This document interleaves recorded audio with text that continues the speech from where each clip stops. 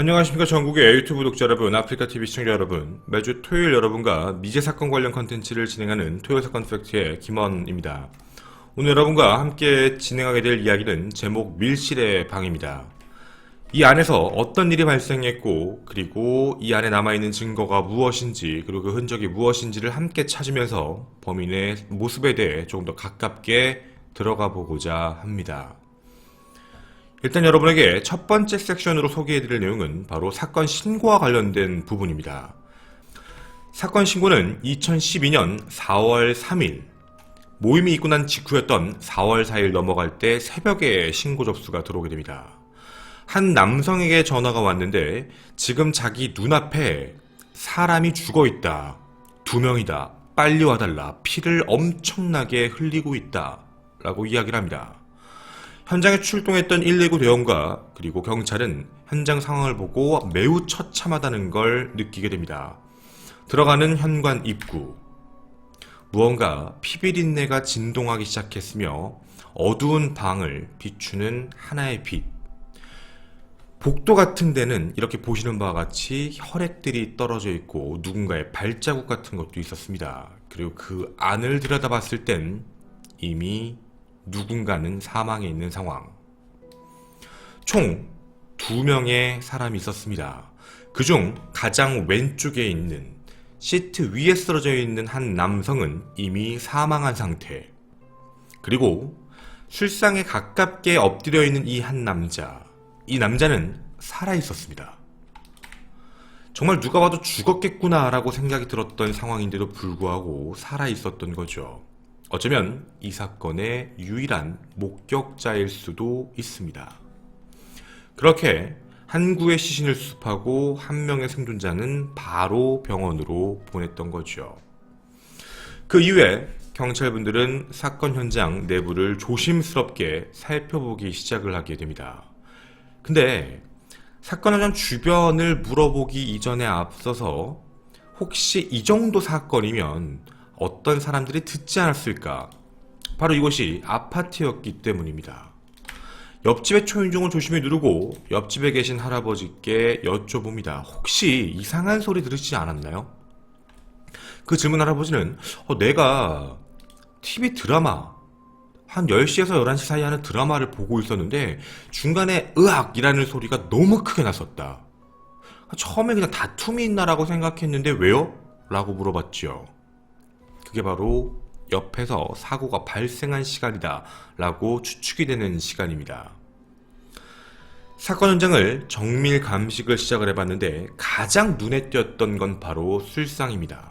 보시는 바와 같이 아주 많은 술들, 누군가가 분명히 먹은 흔적입니다. 이런 흔적들을 전부 잘 봐주셨으면 좋겠습니다. 한쪽에는 담배를 피운 흔적까지 사람들이 여럿 있었을 것 같은 느낌이 드는 현장입니다. 그런데요, 우리가 좀 생각을 해봐야 될 첫 번째 의구점이라는 게 있습니다.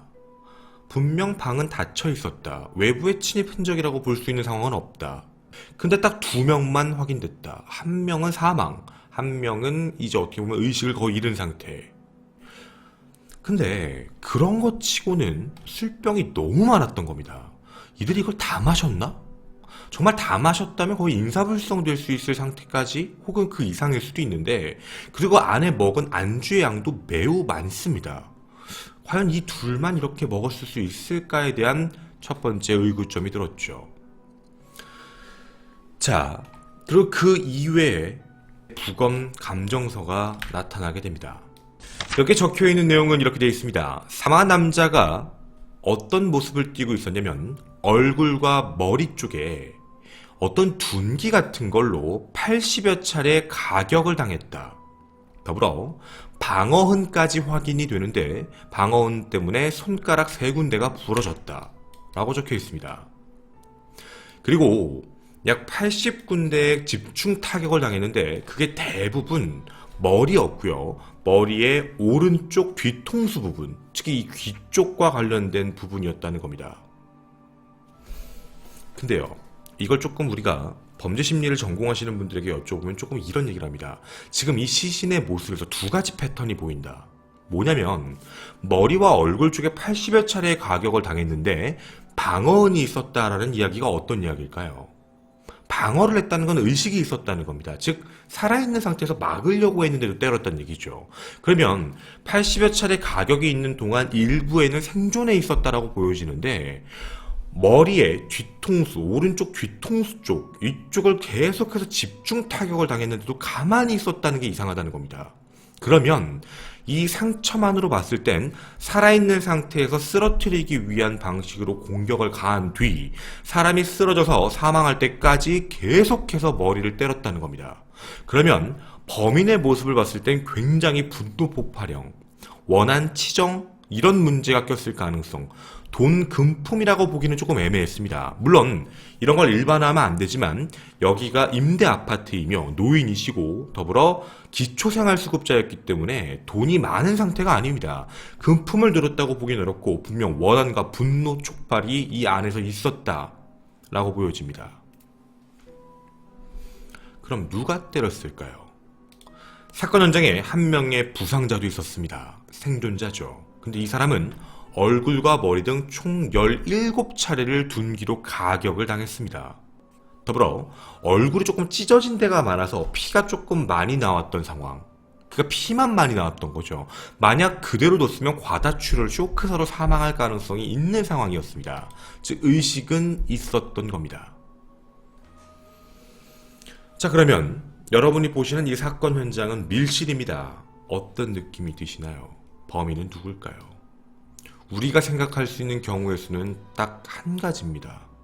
아, 그러면 둘이 싸웠구나. 그 이유가 뭐냐면 이들 사이에 무언가 이상한 도구가 하나 발견됐습니다. 그 도구가 바로 이것입니다. 이 이름은 라쳇 절단기, 즉 전선의 피복을 절단하는 것이며 이 집의 주인, 사망한 사람이 집에서 원래 가지고 있었던 겁니다. 저 절단기를 가지고 아마도 폭행을 한 게 아닌가? 라고 생각이 드는 거죠. 그 이유가 조금 있습니다. 바로 상처 때문입니다. 라쳇 절단기에 면을 잘 봐주셨으면 좋겠습니다. 사망자의 머리 부분입니다. 뭔가 일관되게 찍혀있는 모습, 균일하게 들어가 있는 모습, 그리고 사망한 사람 이씨 말고 생존자였던 박씨의 몸에서도 똑같이 발견됐습니다.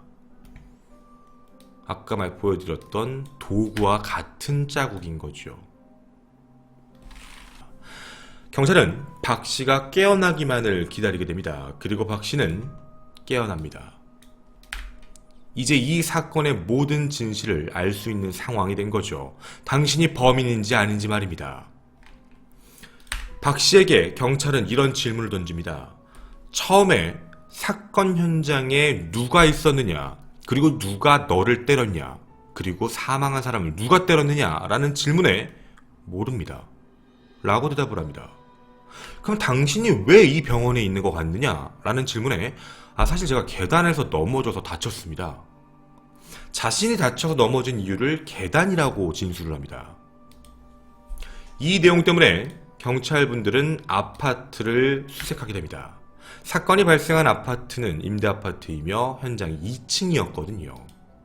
하지만 계단부터 어디까지 혈액이 발견된 건 아무것도 없습니다. 이 정도 피를 흘렸다면 분명히 계단에도 혈액이 묻어 있어야 되는데 그게 없었던 거죠. 계속해서 진술조사, 확인을 하게 됩니다.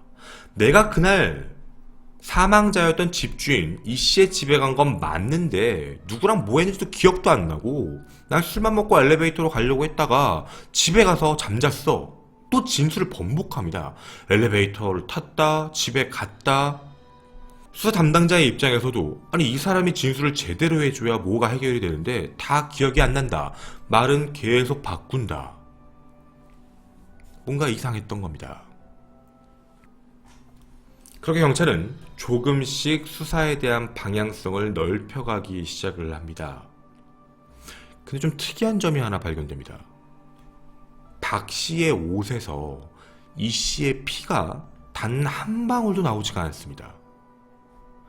원래 둘이 정말 티격태격 싸웠다라고 얘기를 한다면 박 씨의 의류에서도 이 씨의 피가 묻어지는 게 정상인 겁니다. 자기가 때렸으니까.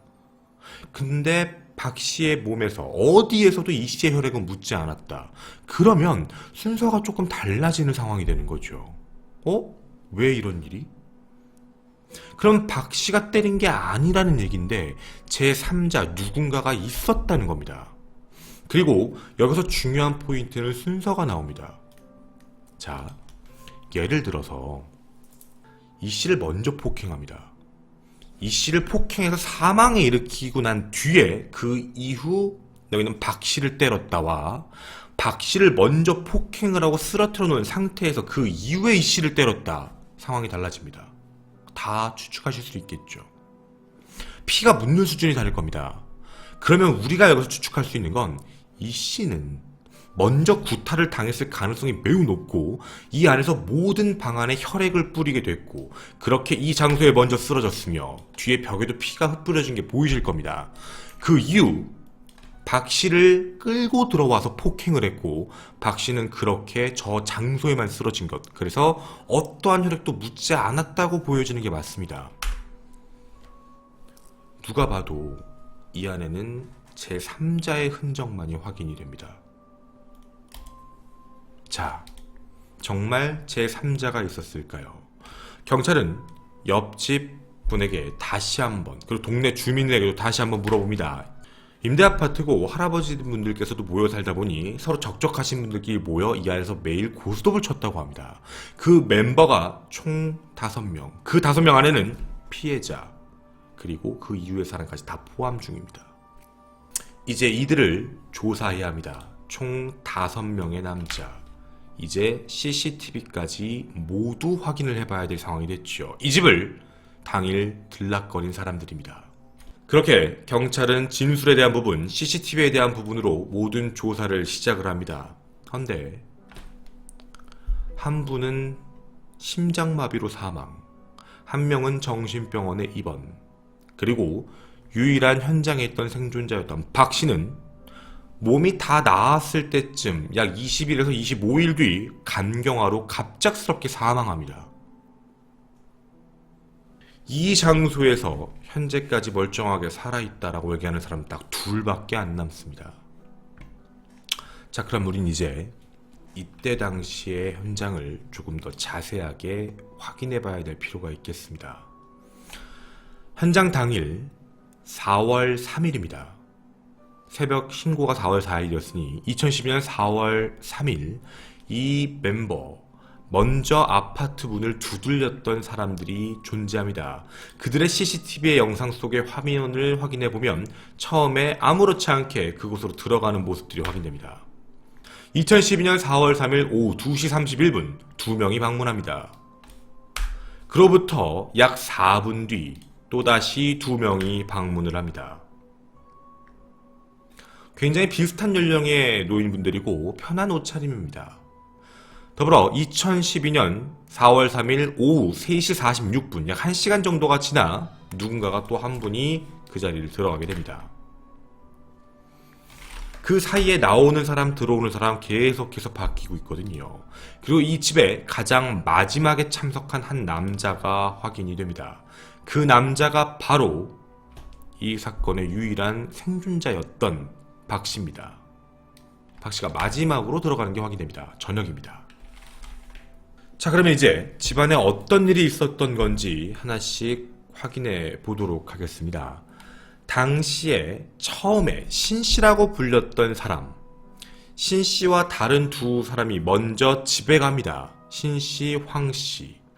함께 집에 가서 2층에서 뭔가 고스톱을 치기 위해 들어갔을 때가 3시 46분입니다. 당시에 들어갔을 때는 집에 이 씨가 혼자 있었다고 합니다. 주인이었던 거죠. 평소와 다름없이 고스톱을 치고 있다가 20분 뒤에 신 씨는 고스톱에서 3만 원을 잃고 기분이 나빠서 집에 가려고 했더니 황 씨가 돈을 주면서 딸기하고 소주를 사와라, 막걸리를 사와라 라고 해서 그걸 사왔던 겁니다. 그게 현장에 있는 바로 이게 증거품이죠. 왜냐면 집주인이었던 이 씨가 막걸리를 되게 좋아했습니다. 4월 3일 4시 18분쯤 다시 집으로 신 씨가 사서 들어가는 게 CCTV에 포착이 됩니다. 자, 그럼 그 안에 들어가고 난 뒤에 약 20분 뒤 4시 54분쯤에 신 씨는 이제 술을 좀 먹다가 다시 나옵니다. 그 이후 5시 12분 화투를 치던 또 한 명이 집을 나갑니다. 이제부터가 중요합니다. 그로부터 3시간이 지났던 저녁 8시 30분 박 씨가 이 씨의 집으로 들어갑니다. 그 시각 이 집에 있던 사람은 3명입니다. 8시 30분 4월 3일 황 씨, 이 씨, 박 씨, 우리에게 보였던 한 명의 남자 바로 황 씨입니다. 그런데 황 씨가 집을 나서는 게 보여집니다. 그 시각은 저녁 8시 30분에 들어와서 밤 10시 24분경에 집으로 가는 게 확인됩니다. 밤 10시 24분부터는 그 안에 이 씨와 박 씨만 남은 상황이지요. 좀 애매한 진술도 하나 있습니다. 옆집에 사셨던 분이 10시에서 11시 사이에 뭐 드라마 내가 좋아하는 거 보다가 으악이라는 소리 들었다. 그 사이 시간에도 모두 끼는 사람들입니다. 즉 이들 사이에 있는 사람은 황 씨까지가 껴지는 게 맞겠죠. 자, 그럼 이제 황 씨에 대한 부분을 조금씩 더 깊게 들어가 봐야 될 것 같습니다. 그럼 황 씨는 당시에 어떤 움직임이 있었는지를 체크를 해봐야 될 것 같은데, 첫 번째입니다. 사건 현장엔 굉장히 많은 발자국이 존재합니다. 발자국이 있었다는 건 누군가가 이동을 했다라고 얘기를 하는 거죠. 누군가가 피해자가 발로 걸어 다녔구나 이렇게 추측해 볼 수 있겠습니다. 그런데 혹시 육안으로 보이실지 모르겠지만 모자이크라 생존자입니다. 망자는 돌아가셨기 때문에 그렇다 치지만 생존자의 혹시 발 보이십니까? 발에 전혀 아무것도 묻어있지 않습니다. 피가 묻어있지 않은데 오른쪽 발자국 혹시 보이십니까? 발자국이 존재합니다. 근데 지금 여기 있는 피해자들은 전부 양말이 없는 맨발입니다. 하지만 현장에서 발견된 족적은 이런 모양입니다. 이게 혹시 발자국, 맨발이라고 보이십니까? 중간에 라인 같은 게 보이시는지 모르겠지만 이건 양말입니다. 양말을 신은 누군가가 낸 족적. 하지만 사망자 그리고 생존자 박 씨와 이 씨 누구도 양말을 신고 있지 않았습니다. 현장에 또 눈에 띄는 게 하나 확인됐지요. 현장에 피 묻은 양말이 확인됩니다. 이거 누가 신었을까요? 분명 이 둘은 아닙니다. 이 둘이 만약에 신었다면 어찌되었든 이 정도까지 피가 묻으려면 발바닥에 피가 묻어 있어야 되는 게 정상이지요. 하지만 피 발자국에 아예 묻지 않은 두 남자, 무조건 제3자로밖에 떠오르지 않는 상황입니다. 범인의 발자국이 이제 확인이 됐습니다. 그럼 우리가 상황을 구체적으로 만들어보면 범인이란 사람은 존재합니다. 범인은 이 안에 들어와 아마도 이 씨를 먼저 공격했고 이 씨가 사망한 걸 박 씨는 보고 있었을 겁니다. 박 씨는 나중에 들어와 최종적으로 구타를 당한 뒤 이 씨의 혈액이 아예 묻지 않은 상태로 저 자리에 그대로 쓰러집니다. 그리고 범인의 이동 동선을 보게 되면 발자국으로 주변을 왔다 갔다 또 하나 더. 아까 제가 처음에 했던 얘기 기억나십니까? 현관에도 족적이 있었다. 그러면 현관까지도 걸어 나온 겁니다. 걸어 나왔다가 다시 들어갔다가 나왔다가 들어갔다의 반복입니다. 그리고 안에서 양말을 벗은 뒤 나간 거죠. 왜 걸어 나갔다 들어왔다 했을까요? 우리가 생각해 봤을 땐 이 씨를 먼저 처리하고 그 다음 박 씨를 부른 게 아닌가라는 의심점입니다. 이뿐만이 아닙니다. 우리가 이렇게 봤을 때 그러면 이렇게 흔적을 남기고 하는데 좀 뭔가 이상한데? 라는 생각이 드실 수 있죠. 가장 눈에 띄었던 흔적은 얘입니다. 이걸 왜 그대로 두었을까입니다. 이게 만약에 살인사건 현장이었다면 범행 도구를 가지고 가는 게 정상인데 이 범행 도구를 어디다가 놨냐면 여기 있던 이 씨와 박 씨 그 사이에다 두고 나갔습니다. 그리고 현장 자체를 그대로 두고 나갔죠. 무슨 이유일까요? 모든 심리 하시는 분들은 똑같이 얘기합니다. 스테이징. 이 둘이 싸우다가 사망한 것처럼 만들기 위한 수작. 더불어 이 둘 사이에서의 다툼과 모든 혈액과 모든 흔적이 남고 범행 도구까지 그 안에 있어야죠. 왜냐면 범행 도구가 사라지는 순간 제3자가 범인이라는 게 눈에 띄거든요. CCTV로 확인할 거고 그렇게 용의선상에 오를 수 있다는 걸 분명히 알고 있었을 겁니다. 경찰은 모든 초점을 황 씨에게 맞추고 당시의 움직임을 체크를 해봤는데, 첫 번째, 사건 현장에 들어가서 바로 신고하지 않았습니다. 10분 정도의 시간이 지나서 신고합니다. 자, 이게 어떻게 된 부분이었냐면 아까 말씀드린 대로 10시 20분경 집으로 갑니다. 근데 집에 가서 다시 현장에 돌아온 게 새벽 1시 10분경입니다. CCTV입니다. 혹시 소름 돋는 거 보이십니까? 뭐가 달라졌죠? 옷이 바뀌었습니다. 옷이 달라진 채로 그렇게 집으로 갑니다. 바로 신고하지 않고 10분 뒤에 신고를 하게 됩니다. 근데 바로 신고하지 않고 그 다음에 했던 행동이 하나 있었습니다. 바로 이겁니다. 새벽 1시 10분경 사건 현장에 들어갔던 황 씨는 1층으로 나오면서 위에 보이는 의류 수거함, 저곳에 무언가를 던집니다. 그게 뭐였냐면 바로 본인이 처음에 이 집에 들어갈 때 썼던 하얀색 모자입니다. 경찰은 이 모자에 대해서 회수를 하고 감식에 들어가 봅니다. 저 모자가 피가 아주 많이 묻어 있었습니다. 피에 아주 다 젖어 있었던 상황이죠. 범인이겠네요. 그렇게 얘기합니다. 당신이 범인이다. 피가 묻은 모자를 갖고 있고 그걸 버리려고 했다. 어떻게 된 거냐? 진술을 이렇게 합니다. 사실 내가 그때 당시에 집에 딱 들어갔는데 황 씨와 이 씨가 둘 다 피 흘리며 쓰러져 있었습니다. 황 씨가 봤을 때 박 씨가 약간 의식이 있는 것 같아서 야, 도박하지 말랬지. 너 왜 도박해?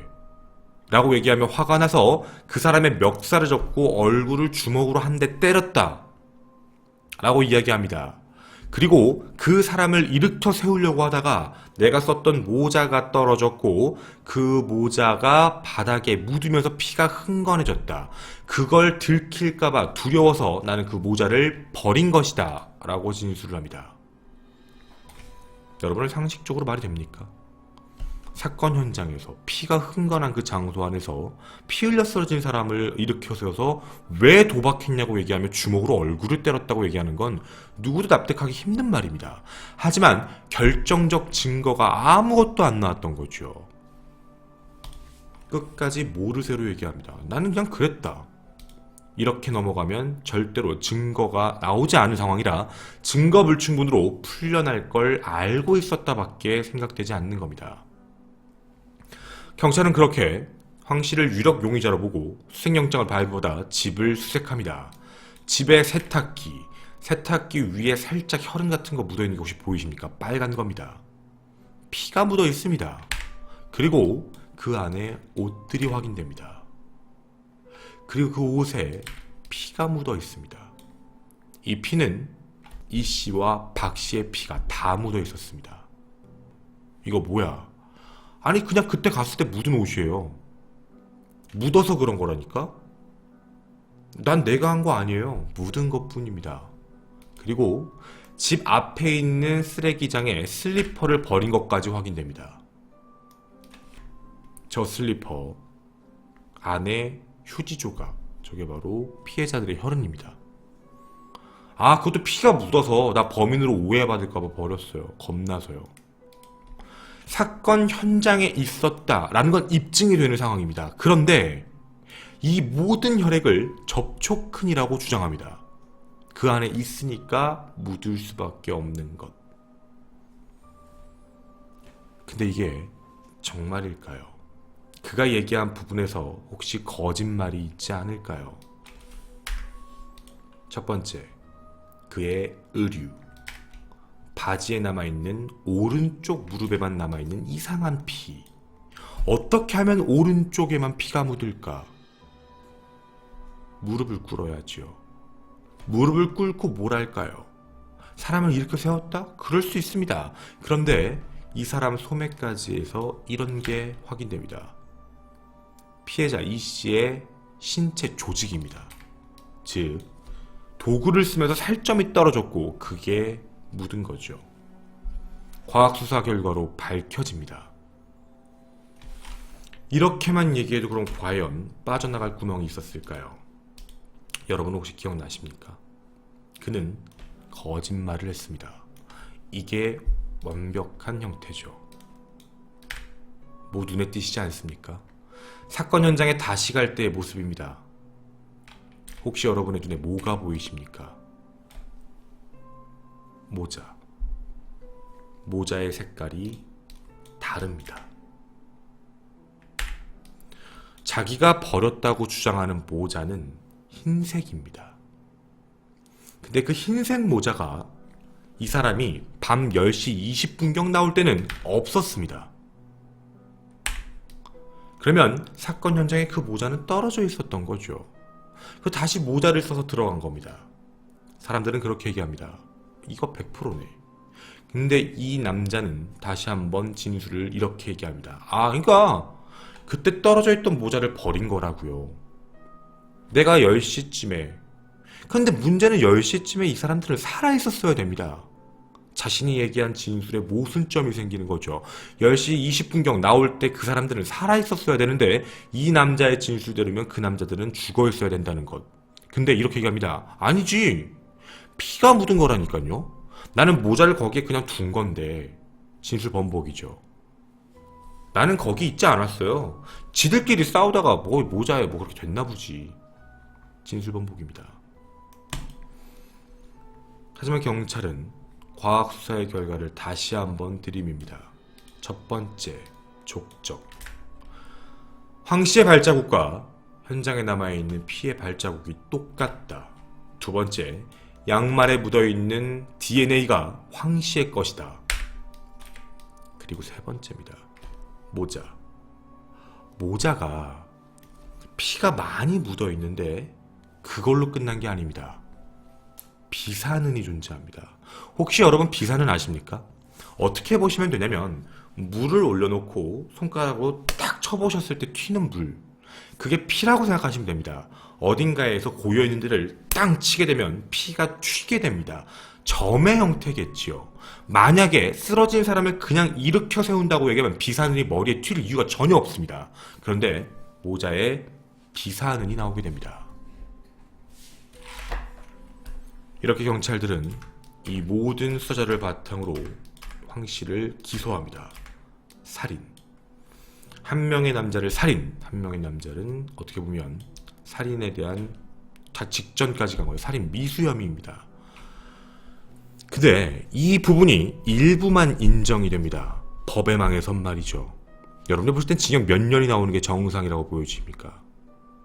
사람을 죽였다, 때렸다에 대한 부분이 정확한 사실이 아니라 그냥 그럴 확률이 있다 정도입니다. 징역 17년이 선고됩니다.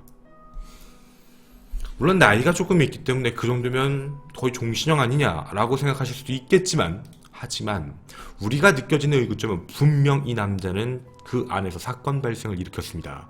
술에 취해 기억이 나지 않는다. 말도 안 되는 소리입니다. 본인이 한 행동은 스테이징까지 한 남자입니다. 하지만 저희는 이렇게 생각합니다. 스테이징을 했으며 꾸몄으며 다시 사건 현장에 갔고 사건 현장을 정리하고 난 뒤 신고를 했던 뻔뻔함과 태어남. 이 남자가 바로 진짜 이 사건의 범인이라고 생각합니다. 제가 예전에 이런 얘기를 했습니다. 실종 사건도 미제 사건이 많다. 해결됐다고 느껴지지만 사건에 기소된 내용 중 일부만 받아지면서 사건 형량이 적어진 것도 일부의 미제다. 여러분이 생각하시기에 이 남자가 조금이라도 빠져나갈 구멍이 있다고 보여지십니까? 아니면 이 남자는 정말 어느 정도는 억울한 면이 있던 남자일까요?